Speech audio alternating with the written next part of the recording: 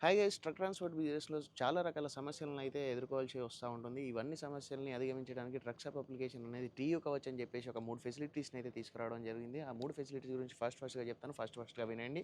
ఒకటొచ్చేసి vehicle యొక్క verification. ఇప్పుడు మనం వెహికల్‌ని ఎక్కడైనా లోడ్‌కి పెట్టామనుకోండి, ఆ వెహికల్ కరెక్ట్ వెహికలా కాదా అని చెప్పేసి అయితే మనకైతే తెలీదు. సో, ఇవన్నీ తెలుసుకోవడానికి డైరెక్ట్ గవర్నమెంట్ సర్వర్ నుండే యాక్సెస్ అయితే టీయూ కవచ్ తీసుకొని మనకు వెహికల్ యొక్క డీటెయిల్స్ అయితే తెలుసుకుంటుంది. ఇంజిన్ నంబర్, చాసిస్ నంబర్ గాని ఇవన్నీ కరెక్ట్ ఉన్నా కూడా నెంబర్ ప్లేట్ కరెక్ట్ ఉందా లేదా అని చెప్పేసి అయితే ఈ టీయూ కవచ్ ఫెసిలిటీ ద్వారా తెలుసుకోవచ్చు. రెండో ఫెసిలిటీ వచ్చేసి వెహికల్ యొక్క ట్రాకింగ్ నార్మల్‌గా వెహికల్ యొక్క ఓనర్ దగ్గరనైతే ఉంటుంది.